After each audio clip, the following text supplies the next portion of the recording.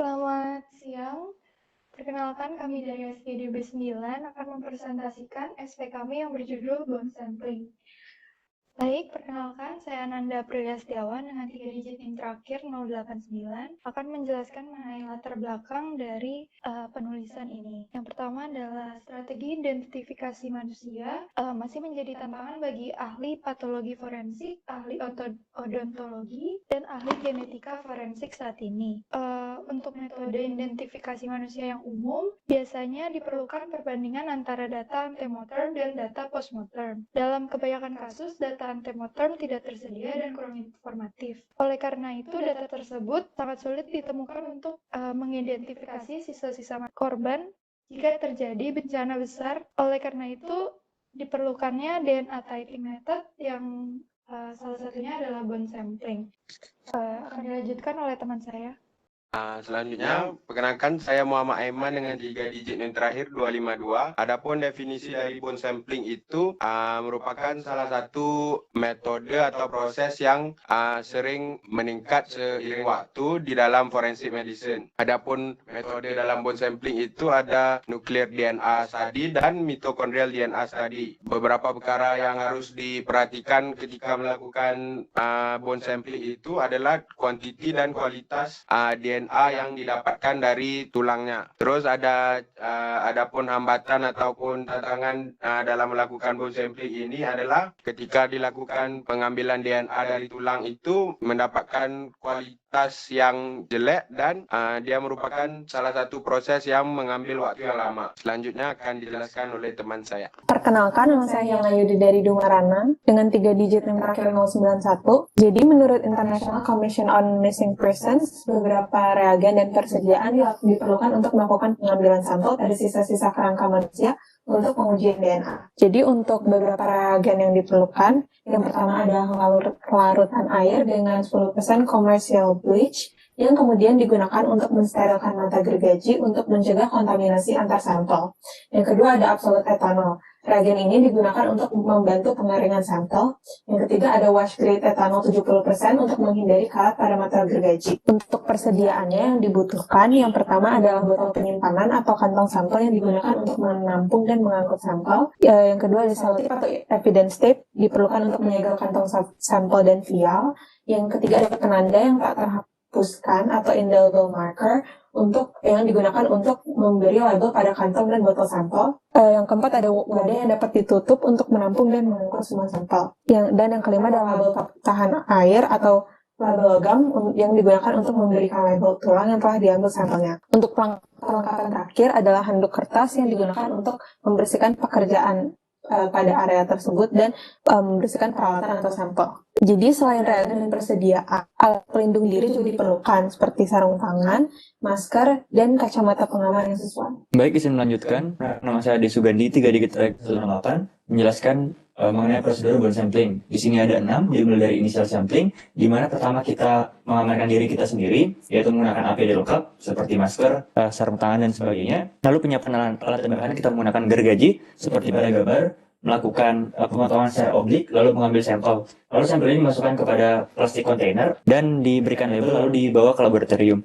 Yang kedua ialah decontamination DNA in bone sampling, di mana kita akan mendekontaminasi tulang tadi yang kira-kira sudah terkontaminasi agar lebih efektif. Yang ketiga adalah bone powdering, yaitu membuat tulang tadi menjadi bubuk. Yang keempat ialah DNA extraction and quantification.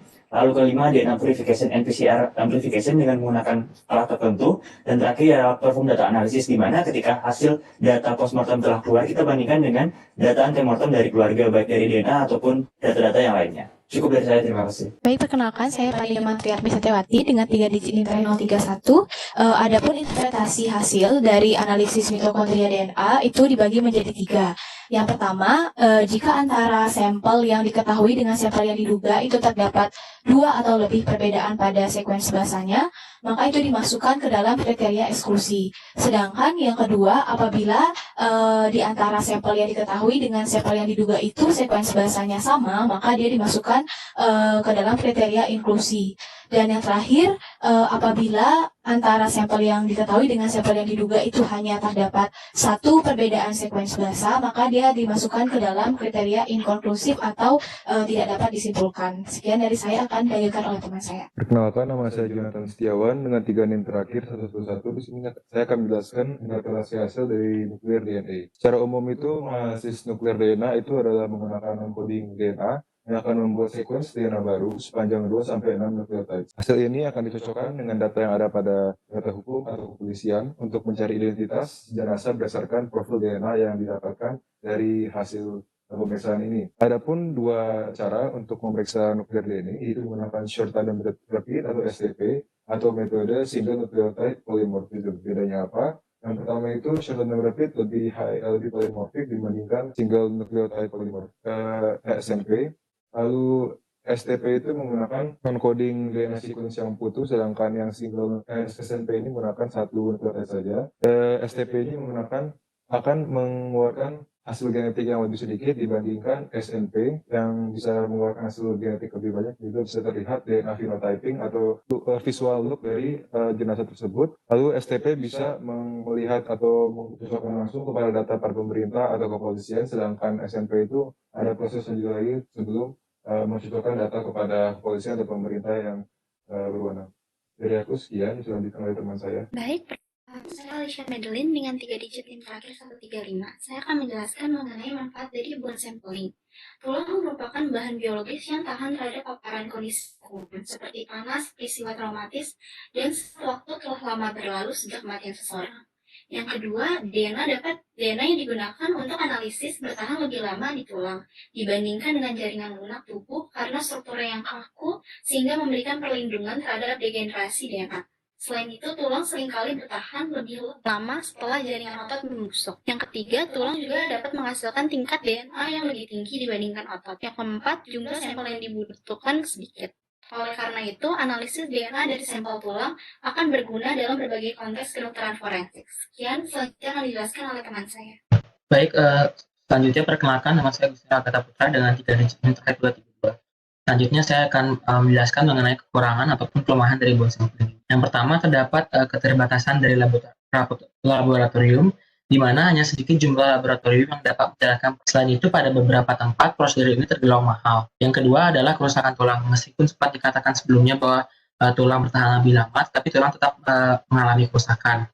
Seiring dengan waktu, sehingga semakin lama tulang ditemukan, semakin susah pula untuk menentukan rekognisi DNA-nya. Yang ketiga, terdapat elemen dari tulang. Pada prosedur bone sampling ini biasanya hanya menggunakan beberapa elemen dari tulang, tidak secara keseluruhan. Dengan contoh, pada sebuah penelitian sebelumnya terdapat prosedur bone sampling yang hanya difokuskan pada tulang panjang yang menopang beban tubuh seperti femur. Meski sampel ini dikatakan signifikan, terdapat penelitian baru yang mengatakan bahwa prosedur dengan sampel ini mungkin masih kurang optimal. Oleh karena itu, diperlukan penelitian-penelitian yang dapat membentuk sebuah strategi sampling yang sistematik dan empiris dengan cara menilai setiap elemen yang sesuai dengan potensialnya, sehingga nantinya dapat lebih berguna dalam identitas. Sekian dari saya, mungkin lanjutkan oleh teman. Baik, presentasi akan saya lanjutkan. Perkenalkan, saya Putri Mira Karla Dewi dengan 3 digit NIM 148.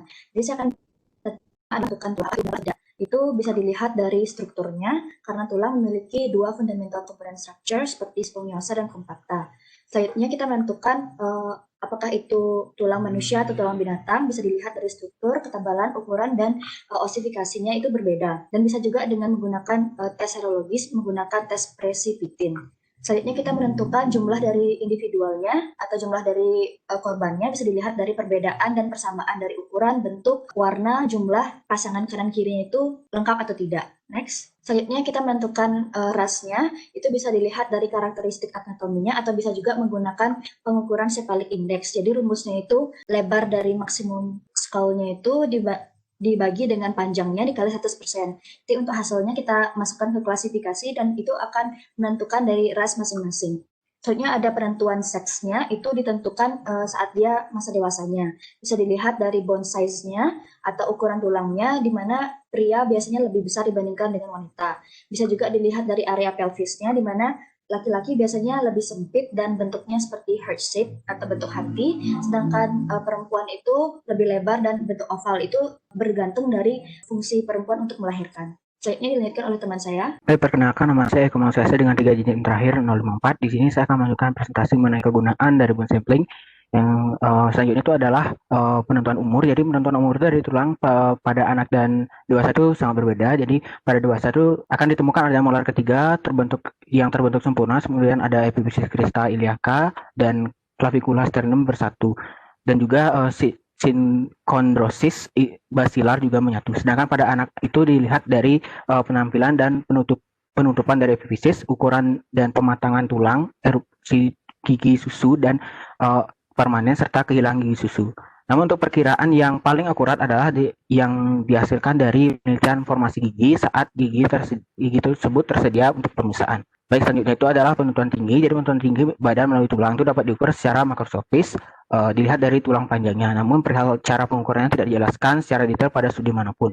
Pada salah satu literatur itu menyatakan bahwa tinggi badan itu dapat ditentukan dengan mengukur segmen tulang jari tangan. Yang terakhir itu adalah duration of death atau penentuan lama atau durasi kematian dari tulang itu dapat ditentukan dengan studi tahap penembusukan mayat dan tipe serangan di sekitar tempat penemuan tulang. Nah, namun untuk kasus tulang yang sudah lama seperti tulang mumi itu dapat dilakukan pendataan jumlah karbon pada sampel tulang.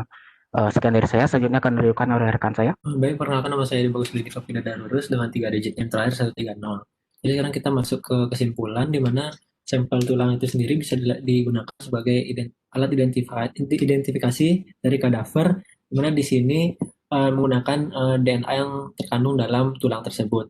Di mana pengambilan sampel tulang ini juga memiliki prosedur yang cukup kompleks, di mana terdiri dari initial sampling, decontamination DNA, lalu ada bone powdering, lalu ada DNA extraction and quantification, lalu ada DNA purification dan PCR amplification, dan juga yang terakhir meliputi data analisis.